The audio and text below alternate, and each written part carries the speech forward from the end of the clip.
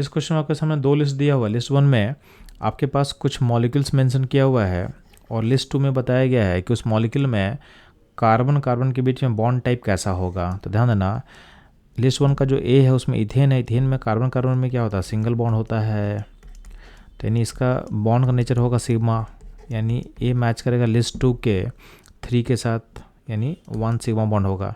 अगर हम बात करते हैं लिस्ट 1 का बी जो है इथीन है, इथीन मतलब कार्बन कार्बन में क्या डबल बॉन्ड होगा, इसका मतलब कार्बन कार्बन में क्या होगा, एक सिग्मा होगा और एक पाई होगा। तो बी जो मैच करेगा 1 सिग्मा और 1 पाई, यानी बी मैच करेगा आपके लिस्ट 2 के 4 के साथ।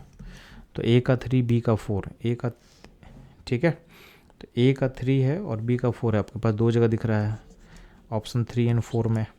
बाकी हम चेक करते हैं। तो इथाइन का बात करते हैं डी में, तो इथाइन में बेसिकली क्या होता है, कार्बन कार्बन क्या होगा, ट्रिपल बॉन्ड होगा। इसका मतलब इसमें सिग्मा बॉन्ड का नंबर 1 होगा और पाई बॉन्ड का नंबर क्या होगा, 2 होगा। जो डी है, डी मैच करेगा 1 के साथ, ठीक है। तो इसका मतलब जो हमारा करेक्ट आंसर होगा ये होगा ऑप्शन नंबर 3, ठीक है। अभी तक हम लोग सी पे लिस्ट 1 के सी मॉलिक्यूल पे कमेंट नहीं किया। तो सी में क्या बोला हुआ है, कार्बन मॉलिक्यूल C2 के बारे में पूछा गया था। ध्यान देना, इसका जो आंसर हम बता पाएंगे यूजिंग मॉलिक्यूलर ऑर्बिटल थ्योरी। तो आपको पता होना चाहिए जो C2 मॉलिक्यूल होता है, C2 मॉलिक्यूल में टोटल इलेक्ट्रॉन कितना होता है, 12।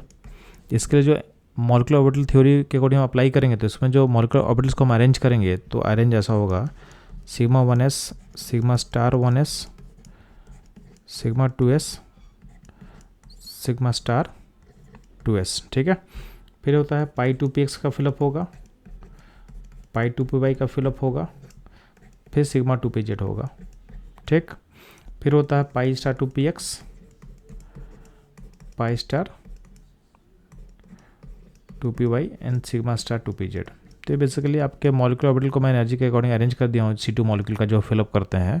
अब इसको हम फिलअप करेंगे तो अब इसमें आपको 12 इलेक्ट्रॉन फिलअप करना है। तो यहाँ पे 1 2 3 4 5 6 7 8 9 10 11 12 इतना फिलअप होगा। अब ध्यान देंगे आपका सिग्मा 1s और सिग्मा स्टार 1s का कंट्रीब्यूशन एक दूसरे को कैंसिल कर लेगा, तो इसका नेट इफेक्ट 0 होगा। Similarly sigma 2s and sigma star 2s का जो नेट इफेक्ट क्या होगा, 0 हो जाएगा। तो अल्टीमेटली आपका जो कंट्रीब्यूशन आ रहा है बॉन्डिंग में, ये आ रहा है आपके पाई 2px एंड पाई 2py से।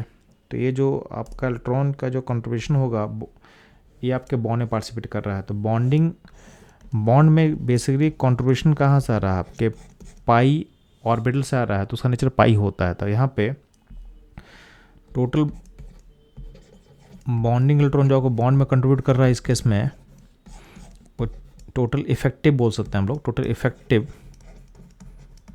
बॉन्डिंग इलेक्ट्रॉन कितना होगा, 4, जो कि आ रहा है आपके पाई ऑर्बिटल से। जिसका जो बॉन्ड ऑर्डर होगा, बॉन्ड होता है नेट क्या होगा, टोटल इफेक्टिव कितना बॉन्डिंग इलेक्ट्रॉन होगा, तो कि 4 है बाई 2 कर दो, तो अल्टीमेटली होगा बॉन्ड 2 होगा, यानी यहाँ 2 बॉन्ड बनेगा।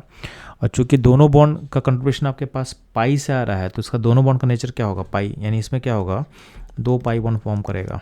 यानी C2 मॉलिक्यूल में बॉन्ड 2 है, यानी यहाँ पे 2 बॉन्ड बनेगा, दोनों नेचर क्या होगा, पाई होगा।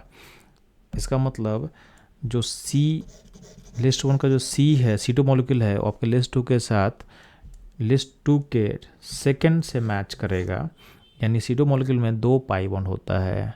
तो ये आपका बहुत इंपॉर्टेंट क्वेश्चन है, आपके नीट में ऑलरेडी आ चुका है, दोबारा क्वेश्चन रिपीट हो रहा है बोल सकते हैं आप, ठीक है। तो ये था इस क्वेश्चन का आपका एनालिसिस एंड सॉल्यूशन। मूव करता हूँ लोग नेक्स्ट क्वेश्चन पे।